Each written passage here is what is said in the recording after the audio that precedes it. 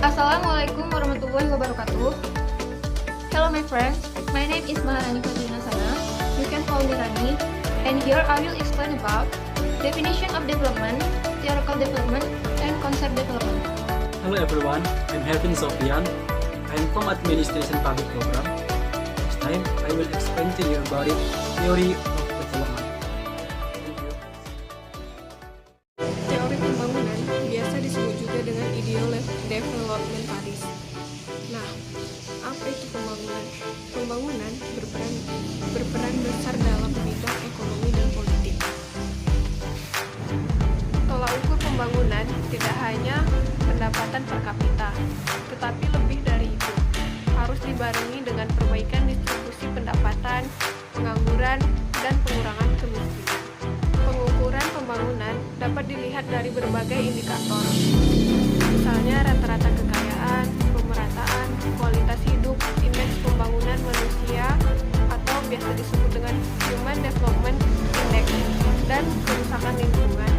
Ada beberapa pengertian dari pembangunan.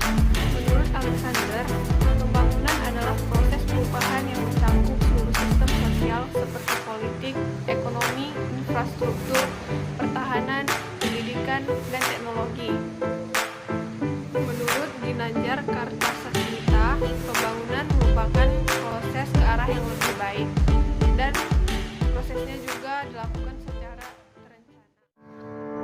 Macam-macam model pembangunan. Yang pertama ada model pembangunan yang berorientasi pada pertumbuhan. Teori ini menekankan pada kenaikan pendapatan nasional atau perspektif ekonomi dalam jangka waktu misalnya per tahun. Tingkat pertumbuhan ekonomi tersebut akan secara langsung mempengaruhi penyerapan tenaga kerja. Dan yang kedua adalah model pembangunan kebutuhan dasar atau kesejahteraan.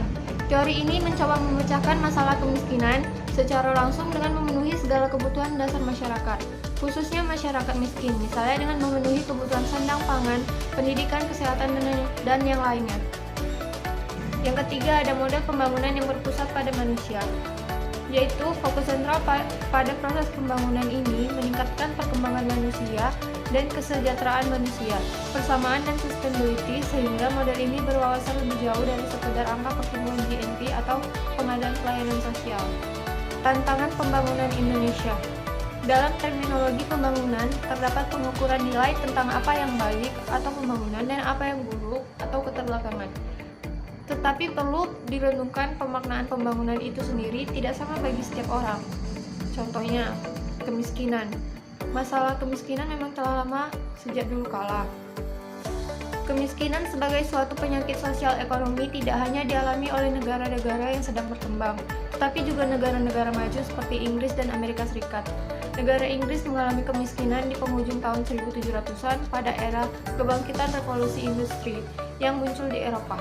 Yang kedua ada pembangunan kelautan. Isu strategis pembangunan kelautan yang meliputi bidang-bidang seperti pertambangan, pariwisata bahari, perikanan, ekonomi masyarakat pesisir, angkutan laut, dan industri maritim.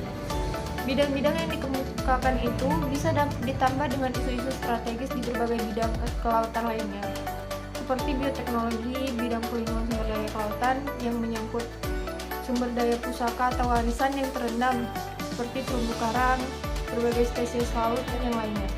Yang ketiga ada pendekatan ekosistem dalam otonomi daerah. Di era otonomi saat ini, setiap daerah diberikan kebebasan untuk melaksanakan pembangunan daerahnya masing-masing, sesuai dengan potensi yang mereka miliki. Permasalahannya adalah bagaimana daerah tersebut melihat potensi yang mereka miliki, bisa memberikan dukungan terhadap pembangunannya. Contohnya misalnya di Bali.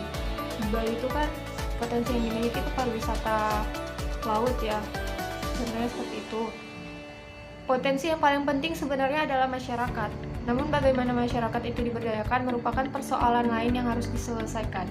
Partisipasi masyarakat adalah sebuah proses yang menyediakan individu suatu kesempatan untuk mempengaruhi keputusan-keputusan publik dan merupakan komponen dalam proses keputusan yang demokratis. Partisipasi masyarakat merupakan arti sederhana dari kekuasaan masyarakat atau citizen power. Keempat ada pembangunan lingkungan. Sejalan dengan gagasan eco-development, tersebut, maka pembentukan World Commission on Environment and Development oleh PBB tahun 1983 mempunyai andil yang sangat besar dalam merumuskan wawasan lingkungan dalam pembangunan di semua sektor. Pendekatan yang dilakukan World Commission on Environment and Development terhadap lingkungan dan pembangunan dari 6 aspek, yaitu keterkaitan, berkelanjutan, pemerataan, security dan risiko lingkungan, pendidikan dan komunikasi, serta kerjasama internasional. Yang kelima, globalisasi. Kecenderungan globalisasi dan regionalisasi membawa sekaligus tantangan dan peluang baru bagi proses pembangunan di Indonesia. Kondisi persaingan antar pelaku ekonomi atau badan usaha dan negara akan semakin tajam yang mereka miliki. Permasalahannya adalah bagaimana daerah tersebut melihat potensi yang mereka miliki, bisa memberikan dukungan terhadap pembangunannya. Contohnya misalnya di Bali. Di Bali itu kan potensi yang dimiliki itu pariwisata laut ya. Contohnya seperti itu. Potensi yang paling penting sebenarnya adalah masyarakat. Namun bagaimana masyarakat itu diberdayakan merupakan persoalan lain yang harus diselesaikan. Partisipasi masyarakat adalah sebuah proses yang menyediakan individu suatu kesempatan untuk mempengaruhi keputusan-keputusan publik dan merupakan komponen dalam proses keputusan yang demokratis. Partisipasi masyarakat merupakan arti sederhana dari kekuasaan masyarakat atau citizen power. Keempat, ada pembangunan lingkungan. Sejalan dengan gagasan eco-development tersebut, maka pembentukan World Commission on Environment and Development oleh PBB tahun 1983 mempunyai andil yang sangat besar dalam merumuskan wawasan lingkungan dalam pembangunan di semua sektor. Pendekatan yang dilakukan World Commission on Environment and Development terhadap lingkungan dan pembangunan dari 6 aspek, yaitu keterkaitan, berkelanjutan, pemerataan, security dan risiko lingkungan, pendidikan dan komunikasi, serta kerjasama internasional. Yang kelima, globalisasi. Kecenderungan globalisasi dan regionalisasi membawa sekaligus tantangan dan peluang baru bagi proses pembangunan di Indonesia. Kondisi persaingan antar pelaku ekonomi atau badan usaha dan negara akan semakin tajam. Baiklah, pada kesempatan ini saya ingin menjelaskan tentang apa itu teori pembangunan. Teori pembangunan adalah suatu negara bagaimana membuat negara menjadi maju. Tentunya hal ini sudah dibekali dengan penelitian dan penemuan yang didukung dengan argumen dan data yang solid. Pada kesempatan ini saya ingin menjelaskan bahwa ada 3 garis besar dalam teori pembangunan. Yang pertama adalah teori modernisasi, yang kedua adalah teori despendensi, dan yang ketiga adalah teori sistem dunia yang ketiga.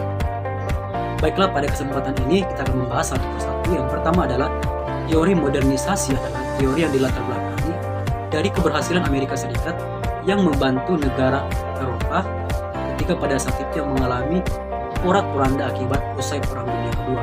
Karena melihat keberhasilan Amerika Serikat, maka mereka melakukan ekspansi ke banyak negara, termasuk negara dunia ketiga ataupun negara berkembang.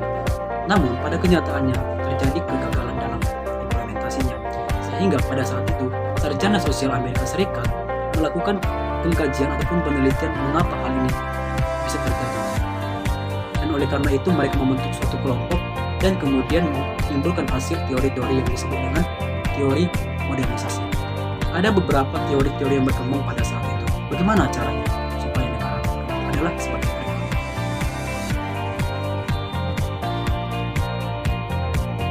Yang kedua adalah teori dependensi. Teori dependensi muncul akibat hasil kritik dari teori sebelumnya, yaitu teori modernisasi, mana menurut Andre Gunther Frank mengatakan bahwa dengan adanya hubungan kontak antara negara maju dengan negara berkembang, hal ini tidak akan menjadikan apa-apa. Hanya saja tetap menjadikan negara pinggiran atau negara berkembang menjadi stuck di posisi ataupun di statusnya tersebut. Ada beberapa buah pemikiran yang muncul pada saat itu, bagaimana caranya supaya negara itu maju, dan sebagai berikut. Yang ketiga adalah teori dunia ketiga. Dalam teori ini dikatakan bahwa negara berkembang bukan disebabkan karena negara maju masuk ke negara berkembang sehingga negara berkembang menjadi negara maju, atau negara yang berkembang tidak menerima negara yang maju ke negaranya sehingga negara itu menjadi sejahtera. Bukan yang seperti itu. Tapi teori ini mengatakan bahwa negara itu berkembang dikarenakan dinamika kehidupan dunia. Contoh di mana negara Prancis, Belanda, Inggris merupakan negara pusat ataupun negara kuat yang pada saat itu mengalami perang dunia ketiga sehingga negara itu menjadi terpukul mundur dan digantikan dengan negara Amerika Serikat yang sekarang menjadi negara pusat.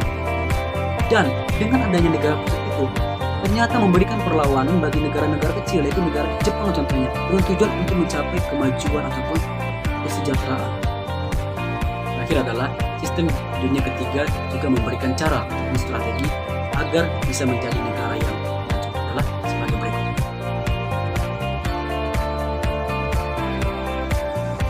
Sekian dari presentasi yang saya sampaikan.